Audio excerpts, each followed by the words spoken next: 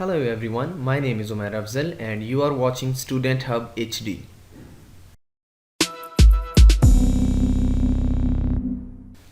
Last lecture में हम लोगों ने लूप के बेसिक कॉन्सेप्ट को देखा था। इस लेक्चर में हम लोग फॉर लूप को एग्जांपल के साथ देखेंगे। आप अज्यूम करें कि हम एक ऐसा प्रोग्राम बनाना चाहते हैं जिसमें यूज़र कोई भी नंबर एंटर करे और हम उस नंबर का टेबल स्क्रीन के ऊपर प्रिंट करेंगे। तो इस काम के लिए, क्योंकि लेट से टेबल हम मोस्टली 10 तक प्रिंट करते हैं, तो इस काम के लिए मुझे सेम स्टेटमेंट को बार बार लिखना पड़ेगा। मसलन यहाँ पे मैंने एक नंबर इंटीजर बनाया है और उसके बाद यूज़र को एक मैसेज डिस्प्ले करवा रहा हूँ, प्लीज़ एंटर अ नंबर।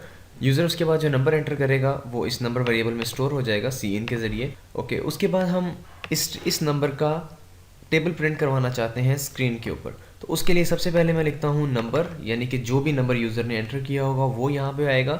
उसके बाद स्टैटिक का sign as it is screen के ऊपर प्रिंट होगा and then 1 as it is screen के ऊपर प्रिंट होगा। इक्वालिटी का साइन भी हमेशा ऐसे ही आएगा और एक्चुअल में जो वैल्यू डिफ़र करेगी हर दफ़ा वो ये होगी नंबर इंटू 1, नंबर इंटू 2। इसका जो इस एक्सप्रेशन का जो रिज़ल्ट होगा वो स्क्रीन के ऊपर प्रिंट हो जाएगा। अब लेट से हमें 5 तक अगर टेबल प्रिंट करना है तो यही सेम स्टेटमेंट मुझे 5 दफ़ा लिखनी पड़ रही है। और लेट से अगर मैंने ये 10 टाइम्स या 20 टाइम्स लिखनी हो तो ये एक हेक्टिक काम है, जिससे बचने के लिए हम फॉर लूप को यूज़ करेंगे। अब मैं अगर इस प्रोग्राम को एक दफ़ा रन कर लूँ और लेट से मैं नंबर एंटर करता हूँ 10, तो 10 का टेबल 5 तक स्क्रीन पे प्रिंट हो गया है। अब हम इसी प्रोग्राम को फॉर लूप के ज़रिए देखते हैं। सबसे पहले हम लोग फॉर लूप के सिंटेक्स को देख लेते हैं। फॉर का अगर मैं कीवर्ड लिख के एंटर करता हूँ तो मुझे ऑटोमेटिकली फॉर लूप की एक जो बेसिक स्ट्रक्चर है वो मुझे प्रोवाइड कर देता है विजुअल स्टूडियो। तो सबसे पहले मैं यहाँ पे एक वेरिएबल बनाता हूँ। मोस्टली आई यूज़ किया जाता है वेरिएबल, क्योंकि आई फॉर आइट्रेशन लाजमी नहीं है, आप कोई भी वेरिएबल यूज़ कर सकते हैं। तो मैं लिखता हूँ int i is equal to 0 and i is less than, for example हम 10 कहते हैं एंड आई प्लस प्लस। इस सिंटेक्स का मतलब ये है कि मैंने एक वेरिएबल बनाया है आई, जिसको मैंने 0 से इनिशियलाइज़ किया है और मैं ये चाहता हूँ कि ये जो लूप की बॉडी है, यहाँ पे कुछ भी आ सकता है, ये तब तक एग्जीक्यूट होती रहे जब तक आई 10 से कम है। आई इज़ लेस देन 10, तब तक ये फॉर लूप जो है वो चलता रहे, इसकी बॉडी एग्जीक्यूट होती रहे। उसके बाद हर आइट्रेशन के बाद इसके आई के वेरिएबल में एक इंक्रीमेंट होता जाएगा। आई की वैल्यू फर्स्ट टाइम 0 होगी, देन बॉडी एग्जीक्यूट होगी और वापस यहाँ पे जाएगा, इंक्रीमेंट करेगा। उसके बाद अगेन कंडीशन चेक करेगा, I is less than 10, yes I is less than 10, क्योंकि आई की वैल्यू अब 1 हो चुकी है, पहले 0 थी। अगेन बॉडी को एग्जीक्यूट करेगा, फिर वापस जाएगा, आई में इंक्रीमेंट करेगा, आई की वैल्यू 2 हो जाएगी। उसके बाद अगेन कंडीशन चेक करेगा, I is less than 10, yes, और इस तरह ये चलता रहेगा। क्योंकि टेबल में हम लोग 0 के साथ मल्टीप्लाई करके नहीं लिखते, तो इसलिए मैं यहाँ से इसको आई को इनिशियलाइजेशन जो है वो इसकी 0 की बजाय 1 कर देता हूँ और I is less than equal to 10 कर लेते हैं। ओके, अब हम यहाँ पे किस तरह से इन स्टेटमेंट्स को, ये 5 की बजाय हम जस्ट यहाँ पे एक स्टेटमेंट लिखेंगे और हमें सेम रिज़ल्ट नज़र आएगा। तो मैं यहाँ पे लिखना शुरू करता हूँ, सी आउट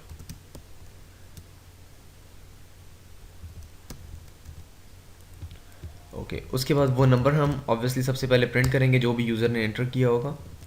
उसके बाद हम स्टैटिक का साइन प्रिंट करेंगे एज इट इज़ स्क्रीन के ऊपर और उसके बाद हम वो वेरिएबल यहाँ पे लिखेंगे जिसके साथ अभी करंट नंबर की वैल्यू मल्टीप्लाई हो रही होगी।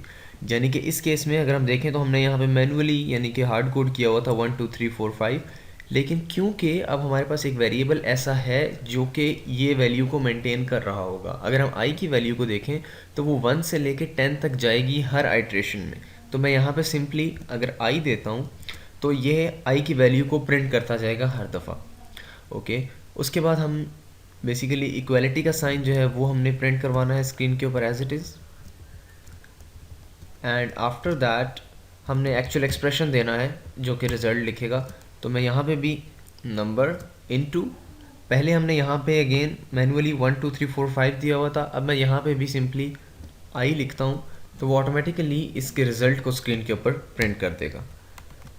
अब मैं इन लाइंस को रिमूव करके दोबारा से प्रोग्राम को रन करके देखता हूँ। तो सबसे पहले मैं नंबर एंटर करता हूँ, लेट्स से 10 अगेन। तो अब 10 का टेबल जो है वो 10 तक प्रिंट हो गया है। अब हमें ज़रूरत नहीं थी सेम स्टेटमेंट को बार बार लिखने की, तो ये एक बड़ा बेसिक सा कॉन्सेप्ट था लूप का। अब हम इसी प्रोग्राम को थोड़ा सा मज़ीद इम्प्रूव करते हैं। लेट्स से अब हम ये भी यूज़र से पूछना चाहते हैं कि वो किस नंबर के टेबल को कहाँ तक प्रिंट करवाना चाहता है। मसलन अभी तो हम जो भी नंबर एंटर करेंगे उसका टेबल प्रिंट हो जाएगा 10 तक, लेकिन मैं चाहता हूँ कि ऐसा प्रोग्राम हो कि जिसमें यूज़र नंबर भी अपनी मर्ज़ी से एंटर करे और उसकी लिमिट भी अपनी मर्ज़ी से एंटर करे। यानी कि लेट्स से उसने नंबर एंटर किया है 10, तो वो ये भी बताए कि 10 का टेबल कहाँ तक प्रिंट करना है, 10 तक प्रिंट करना है, 100 तक प्रिंट करना है, जहाँ तक वो चाहे। तो उसके लिए मैं एक और वेरिएबल बना लेता हूँ, int limit is equal to 0। हम इसे 0 से इनिशलाइज कर रहे हैं और उसके बाद नंबर की इनपुट लेने के बाद मैं यहाँ पे एक मैसेज डिस्प्ले करवाता हूँ, please enter limit for table.